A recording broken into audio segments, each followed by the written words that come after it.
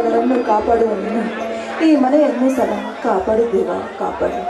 ತಾಯಿ ಹುಚ್ಚಂಗಿ ತಾಯಿ ಹುಟ್ಟಿದಾಗಲೇ ತಂದೆ ತಾಯಿಯನ್ನು ಕಳೆದುಕೊಂಡು ಅನಾಥಾಶ್ರಮದಲ್ಲಿ ಬೆಳೆಯುವಾಗ ಭೀಮಣ್ಣ ಮಾವ ನನ್ನನ್ನು ಕರೆತಂದು ಸಾಕಿದ್ದಾರೆ.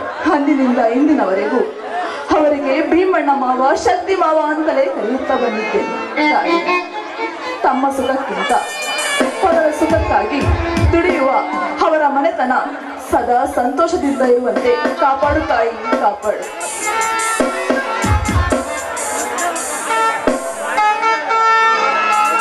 ಕಾವೇರಿ, ಆ ದೇವರ ಹತ್ತಿರ ಏನೆಂದು ಬೇಡಿಕೊಂಡೆ?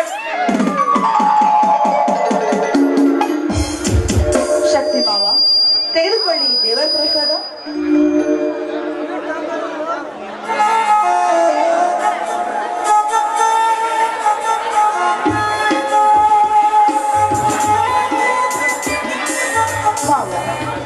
ನಾನು ಬೀದಿಯಲ್ಲಿದ್ದಾಗ ನನ್ನನ್ನು ಕರೆತಂದು ಸಾಕಿ ಬೆಳೆಸಿದ್ದೀನಿ.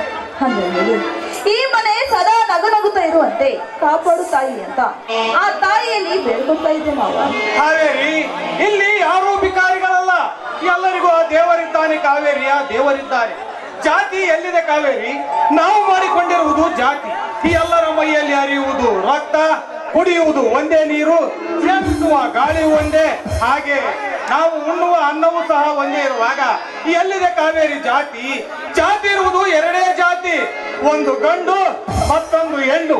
ಅದನ್ನು ಮರೆತು ನಂದು ಮೇಲು ಜಾತಿ ನಿಂದು ಕೀಳು ಜಾತಿ ಎಂದು ಮಾತನಾಡುವವರೆಲ್ಲ ಕತ್ತೆಗಿಂತ ಕಡೆ ಕಾವೇರಿ, ಕತ್ತೆಗಿಂತ ಕಡೆ. ಮಾವ, ನಿಮ್ಮ ಘನತೆಗೆ ತಕ್ಕಂತೆ ಮಾತನಾಡಿದ್ರಿ. ಕಷ್ಟದಲ್ಲಿದ್ದವರನ್ನು ಕೈ ಹಿಡಿದು ಕಾಪಾಡುವನು ದೇವರ ಸಮಾನ. ಅಣ್ಣ, ಆಶೀರ್ವಾದ ಮಾಡೋಣ. ಎದ್ದೇಳು ರಾಮು, ನೀನು ನಮ್ಮ ಹಾಗೆ ಬಿಸಿಲು ಮಳೆ ಬಿರುಗಾಳಿಯಲ್ಲಿ ನಂದು ಬಳಲಬಾರದಪ್ಪ. ನೆರಳಲ್ಲಿ ಕುಳಿತು ನೌಕರಿ ಮಾಡಬೇಕು, ತಿಳಿತೆ? ನಿನ್ನ ಆಶೀರ್ವಾದದ ಫಲದಿಂದ ಇಂದು ನನಗೆ ನೌಕರಿ ಸಿಕ್ಕಿತಣ್ಣ. ರಾಮು, ದೇವರ ಪ್ರಸಾದ ತೆಗೆದುಕೋ. ದೂರ ಸರಿ ಭಿಕಾರಿ, ಒತ್ತು ಗುರಿ ಇಲ್ಲದ ಅನಾಥೆ ನೀನು. ನಿನ್ನ ಕೈಯಲ್ಲಿ ನಾನೇಕೆ ಪ್ರಸಾದ ತೆಗೆದುಕೊಳ್ಳಲಿ? ಸಮಾಧಾನ ಮಾಡಿಕೋ ಕಾವೇರಿ. ರಾಮು ಯಾವಾಗಲೂ ಹೀಗೆ. ರಾಮು, ಈ ಕಾವೇರಿ ನಮ್ಮ ಸಂಬಂಧಿಕಳಲ್ಲದಿರಬಹುದು, ಆದರೆ ಎಂದು ಅವಳು ಈ ಮನೆಯನ್ನು ಸೇರಿದಳು ಅಂದಿನಿಂದ ಅವಳು ನಮ್ಮವಳು ತಾನೆ. ಅದು ಭೀಮಣ್ಣ ಮತ್ತು ನಿನ್ನ ದೃಷ್ಟಿಯಲ್ಲಿ ಮಾತ್ರ ಅಣ್ಣ. ಹೋಗಲಿ ಬಿಡು ಮಾವ, ಅವನಿಗೆ ತಿಳಿದಂತೆ ನಡೆದುಕೊಳ್ಳಲು.